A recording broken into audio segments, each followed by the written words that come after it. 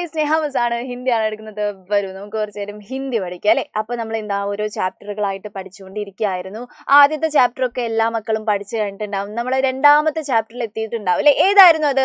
SAFF സഫായി may അവൽ ഗാവ് എന്ന് പറയുന്ന ഒരു പ്രത്യേക ടൈപ്പ് വില്ലേജിനെ കുറിച്ച് പറയുന്ന ഒരു അടിപൊളിയായിട്ടുള്ള ഒരു ഭാഗമായിരുന്നു, പാഠഭാഗമായിരുന്നു നമ്മുടെ സെക്കൻഡ് ചാപ്റ്റർ എന്ന് പറയുന്നത് അല്ലേ. നോക്കി, എന്താണ് ഈ സാഫ് സഫായി എന്ന് വെച്ചാൽ ക്ലീനിങ് എന്നുള്ള അർത്ഥമാണ് അല്ലെ. വൃത്തിയിൽ അല്ലെങ്കിൽ ക്ലീനിങ്ങിൽ അവൽ ഗ്രാം, അവൽ ഗാവ് എന്ന് വെച്ചാൽ എന്താണ്? അവലായിട്ടുള്ള, മികച്ചു നിൽക്കുന്ന അല്ലെങ്കിൽ എന്താണ് വളരെ ഉന്നതിയിലുള്ള ഒരു ഗ്രാമം ആയിരുന്നു. അതിനെ കുറിച്ചിട്ടായിരുന്നു നമ്മൾ പഠിച്ചിട്ടുണ്ടായിരുന്നു അല്ലെ. ക്ലീനിങ്ങിൽ ഉന്നതിയിലുള്ള ഒരു ഗ്രാമം, അതായത് ഏഷ്യയിൽ തന്നെ ഏറ്റവും ക്ലീനസ്റ്റ് വില്ലേജ് എന്ന പദവി നമുക്ക് ലഭിച്ചിട്ടുള്ള ഒരു വില്ലേജിനെ കുറിച്ചിട്ടാണ് നമ്മൾ പഠിച്ചിട്ടുണ്ടായിരുന്നത്. ഏതായിരുന്നു ആ വില്ലേജ്? മക്കൾക്കൊക്കെ അറിയാം. നമ്മൾ ആ പാഠം പഠിച്ചപ്പോൾ തന്നെ നമ്മുടെ വായിൽ വന്നിട്ടുള്ള കുറച്ച് ബുദ്ധിമുട്ടാണ് ആളെ പറയാൻ വേണ്ടിയിട്ട്. പക്ഷേ നമ്മൾ പഠിച്ച് നമുക്ക് എന്താണ്, നമുക്ക് ഇഷ്ടമുള്ള ഒരു വില്ലേജായി മാറുന്ന ഒരു ഒരു വില്ലേജ് ആയിരുന്നു, ഒരു ഗാവായിരുന്നു, ഒരു ഗ്രാമമായിരുന്നു നമ്മുടെ മാവിലിനോങ് എന്ന് പറഞ്ഞാൽ അല്ലെ.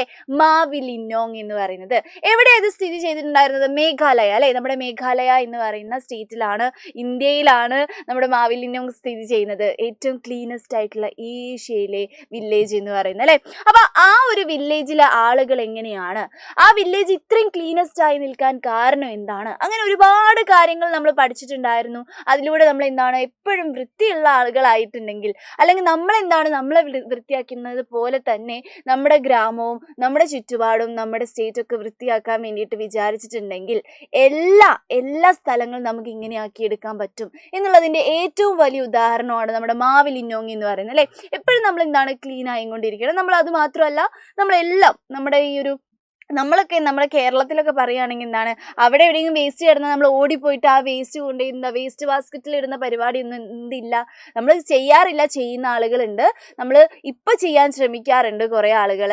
അപ്പോൾ എന്താണ്, ഇങ്ങനെയുള്ള ഒരു മൈൻഡ് സെറ്റാണ് നമ്മുടെ ആർക്കുള്ളതെന്ന് അറിയാം, മാവിലിനോങ്കാർക്കുള്ളത് അല്ലെ. അപ്പൊ അവരുടെ ഈ ഒരു പാഠഭാഗം, അവരെ കുറിച്ച് നന്നായിട്ട് പറഞ്ഞിട്ടുണ്ടായിരുന്ന ഒരു പാഠഭാഗത്തിൽ ഒരുപാട് ക്വസ്റ്റ്യൻ ആൻസേഴ്സ് നമുക്കുണ്ട്. ഇതന്നെ നമുക്ക് എന്ത് ചെയ്തിട്ടുണ്ട്, നമ്മുടെ എക്സാമിന് ചോദിച്ചിട്ടുണ്ട്. അതുകൊണ്ട് പുസ്തകത്തിലെ ടെക്സ്റ്റ് ബുക്കിലെ നമ്മുടെ ക്വസ്റ്റ്യൻ ആൻസേഴ്സ് എന്ന് പറയുന്നത് വളരെ ഇമ്പോർട്ടന്റ് ആയിട്ടുള്ള ഒരു കാര്യമാണ്. അപ്പൊ അതാണ് നമ്മൾ ഇന്ന് എന്ത് ചെയ്യാൻ പോകുന്നത്, ഡിസ്കസ് ചെയ്യാൻ പോകുന്നത്. അപ്പൊ ആദ്യത്തെ ക്വസ്റ്റ്യനിലേക്ക് നമുക്ക് പോവാം. ആദ്യത്തെ ക്വസ്റ്റ്യൻ എന്ന് പറയുന്ന സമയത്ത് നോക്കിക്കേ മക്കള്, ആദ്യം നമുക്ക് ഈ ഒരു പിങ്ക് ബോക്സിൽ, ടെക്സ്റ്റ് ബുക്കിന്റെ സൈഡിൽ തന്നെ പിങ്ക് ബോക്സിൽ കുറെ ക്വസ്റ്റ്യൻസ് തന്നിട്ടുണ്ട്. അത് നമ്മൾ വിട്ട് കളയാൻ പാടില്ല. അതും പിന്നെന്താണ്, ഏറ്റവും കൂടുതൽ റിപ്പീറ്റഡ് ആയിട്ട് ചോദിച്ചിട്ടുള്ള ഒരു ക്വസ്റ്റ്യനുമാണ് ഇതിൽ ഉൾപ്പെടുത്തിയിട്ടുള്ളത്. ശ്രദ്ധിച്ചോളാം. യഹാം ഗാവ് വാലോം की कौन सी മനോദശ പ്രകട് ഹോത്തി ഹൈ. ഇവിടെ അതായത് നമ്മുടെ ഈ ഒരു പാഠഭാഗത്തിൽ ഗാവ് വാലോ എന്ന് വെച്ചാൽ എന്താണ്, നമ്മുടെ ഗ്രാമവാസികളുടെ കോൺസി മനോദശ എന്താണ്, പ്രത്യേക ടൈപ്പ് ഒരു മനോഭാവം അല്ലെങ്കിൽ എന്താണ്, അവരുടെ ഒരു ആറ്റിറ്റ്യൂഡ് എന്ന് നമുക്ക് പറയാം കേട്ടോ. ഏത് ടൈപ്പ് ആറ്റിറ്റ്യൂഡാണ് പ്രകട് ഹോത്തി ഹൈ, പ്രകടമാകുന്നത്.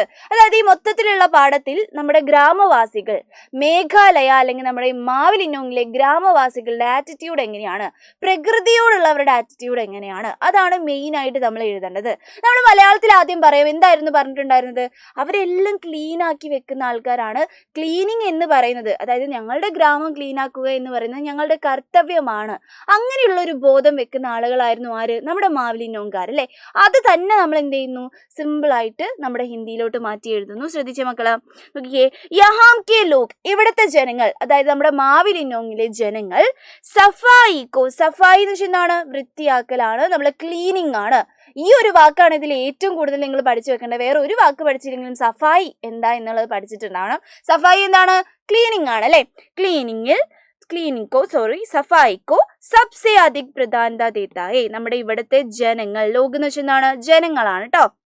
സഫായിക്കോ, ക്ലീനിങ്ങിന്, സബ്സെ അധിക് ഏറ്റവും കൂടുതൽ, പ്രധാനത ദേത്താ ഹൈ പ്രാധാന്യം നൽകുന്നു. സിമ്പിൾ ഭാഷയിലാണ് മിസ് എഴുതിയിട്ടുള്ളത് കേട്ടോ, നിങ്ങൾക്ക് സിമ്പിൾ ആയിട്ട് എഴുതാൻ പറ്റും.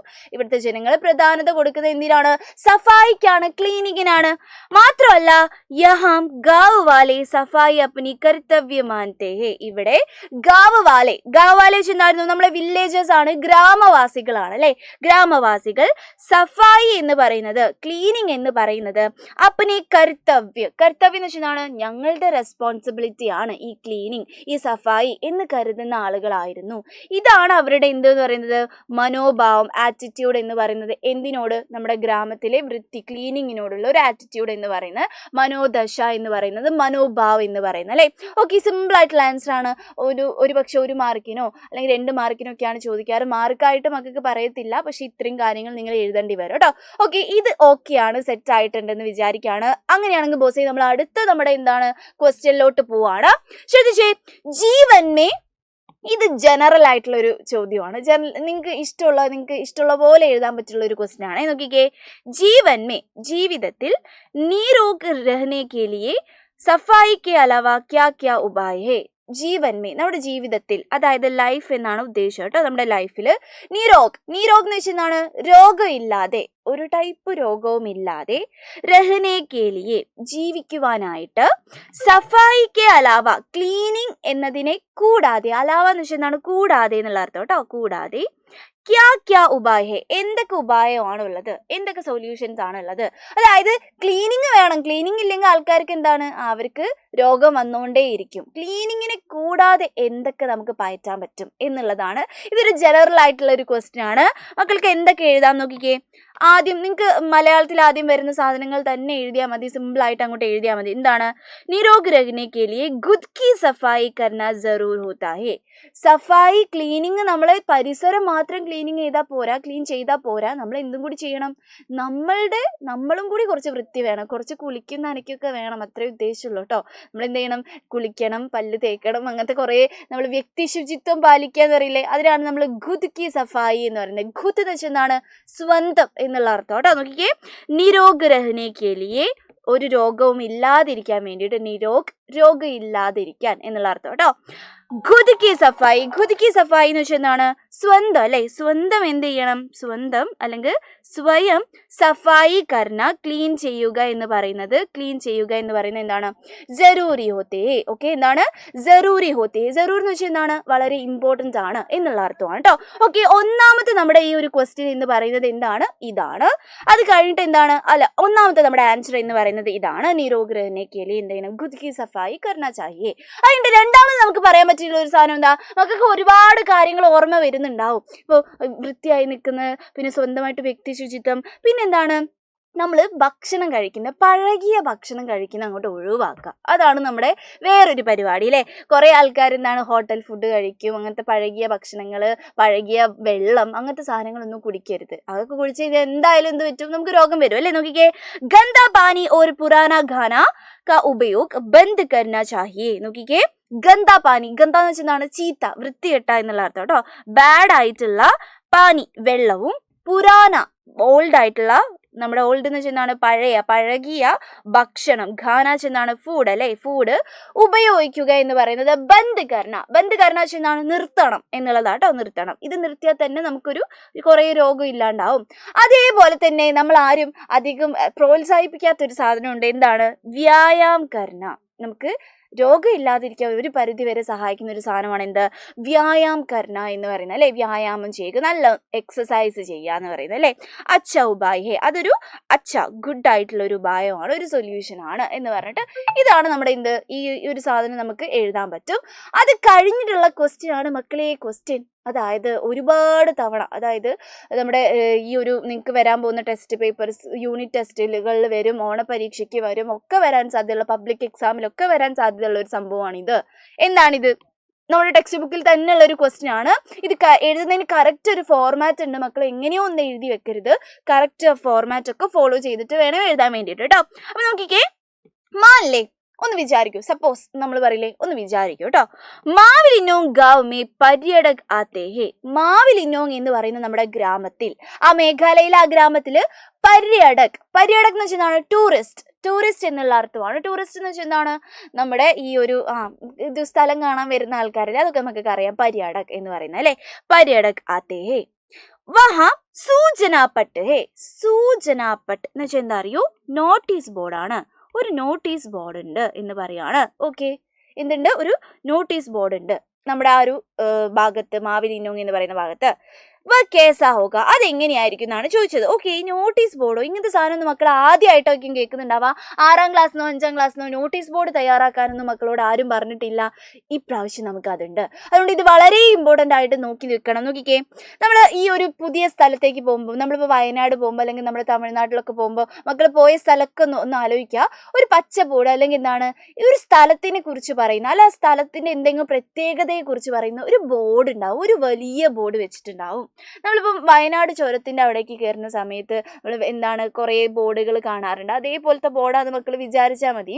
നിങ്ങൾ കണ്ടിട്ടുള്ള ഒരു ബോർഡ് അത് ഏതെങ്കിലും എന്താണ് നമ്മുടെ ഗവൺമെൻറ് ഉണ്ടാക്കിയതായിരിക്കും, അല്ലെങ്കിൽ അവിടുത്തെ ഏതെങ്കിലും സൊസൈറ്റി അല്ലെങ്കിൽ ക്ലബ്ബ് അവരൊക്കെ ഉണ്ടാക്കിയ ഒരു ബോർഡായിരിക്കും അല്ലേ. നമ്മുടെ മാവിലിന്നോ ഗ്രാമത്തിലേക്ക് നമ്മൾ ടൂറിസ്റ്റ് അല്ലേ, നമ്മൾ എന്ത് ചെയ്യാണ്, ടൂറിസ്റ്റ് നമ്മൾ എന്താണ് കാണാൻ പോവുകയാണ് വിചാരിക്കുക. കാണാൻ പോകുന്ന സമയത്ത് മാവിലിന്നോ ഗ്രാമത്തിനെ കുറിച്ച് എഴുതിയിട്ടുള്ള, അവിടെ ശ്രദ്ധിക്കേണ്ട കുറച്ച് കാര്യങ്ങളെ കുറിച്ച് എഴുതിയിട്ടുള്ള ഒരു സൂചനാ ബോർഡ് ഉണ്ട്, സൂചനാ പട്ടുണ്ട്, ഒരു നോട്ടീസ് ബോർഡ് ഉണ്ടെന്ന് വിചാരിക്കുക. ആ നോട്ടീസ് ബോർഡാണ് മക്കളോട് തയ്യാറാക്കാൻ പറഞ്ഞിട്ടുള്ളത്. ഇതേപോലെ തന്നെ ക്വസ്റ്റ്യൻ ചോദിച്ചിട്ടുണ്ട്. അപ്പം ഇത് കറക്റ്റ് പഠിച്ചു വെച്ചോണം. നോക്കാം, ആദ്യം ഏത് ഗ്രാമമായിരുന്നു, ആ ഗ്രാമത്തിന്റെ പേര് ചക്ക വലുപ്പത്തിൽ എഴുതി വെക്കണം. മാവിലിന്നോ എന്നുള്ളത് നല്ല വലുതാക്കി മക്കൾ എഴുതി വെക്കുന്നു കേട്ടോ. അത് കഴിഞ്ഞിട്ട് മാവിലിന്നോങ്ങിന്റെ പ്രത്യേകത, അത് ഇങ്ങോട്ട് വരുന്ന ടൂറിസ്റ്റുകൾ എന്ത് ചെയ്യണം, നന്നായിട്ട് അവരെ സംഭവം ഗ്രാമമാണല്ലോ എന്ന് തോന്നിക്കുന്ന വിധത്തിൽ പറയണം അല്ലെ. അപ്പൊ നമ്മൾ എഴുതാണ് ഏഷ്യാക്ക സബ്സെ സാഫ് സുന്ദര ഗാവ് മേ സ്വാഗത്, സ്വാഗതം ചെയ്യാണ് അല്ലെ.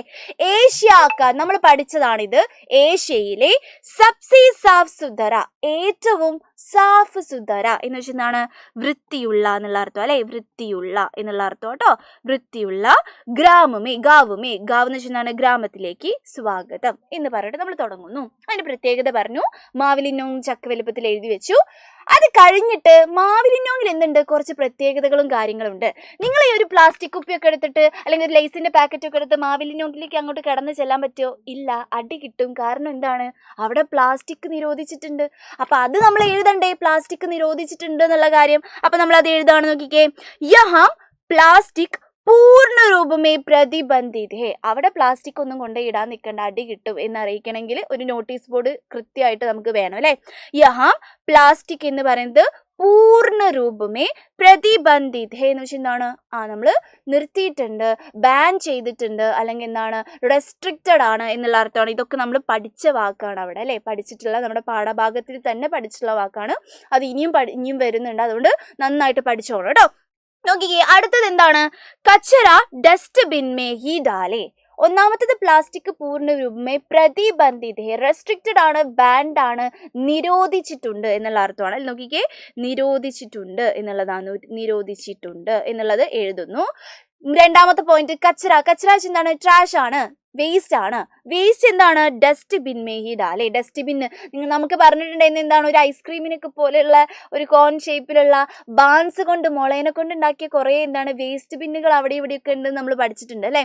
അപ്പൊ ആ ഡസ്റ്റ്ബിന്നിൽ മാത്രമേ എന്തിടാൻ പാടുള്ളൂ, വേസ്റ്റുകൾ, ട്രാഷുകൾ, കച്ചറ കൊണ്ടിടാൻ പാടുള്ളൂ എന്നുള്ളത് നമ്മൾ എഴുതി. നോക്കിക്കേ, മൂന്നാമത്തെ നമ്മളെല്ലാവരും ഒന്ന് ഉപദേശിക്കുകയാണ്. എന്താണ്, സാഫ് സഫായി ഹമാര കർത്തവ്യ ഹേ. സാഫ് സഫായി വൃത്തിയാക്കുക എന്ന് പറയുന്നത് ഹമാര നമ്മുടെ കർത്തവ്യ ഹേ, റെസ്പോൺസിബിലിറ്റി ഹേ, അല്ലെങ്കിൽ എന്താണ്, നമ്മുടെ കർത്തവ്യമാണ്, ഉത്തരവാദിത്വമാണ് എന്ന് നമ്മൾ എഴുതി വെക്കുന്നു. കർത്തവ്യം എഴുതുന്ന സമയത്തൊക്കെ മക്കൾ ശ്രദ്ധിക്കണം കേട്ടോ, സ്പെല്ലിംഗ് മിസ്റ്റേക്ക് ഉണ്ടാക്കരുത്. ഓക്കെ, ഇനി ഇതൊക്കെ കഴിഞ്ഞാൽ ഈ ബോർഡ് സ്ഥാപിച്ച ആൾക്കാരുടെ പേര് നിർബന്ധമാണ്.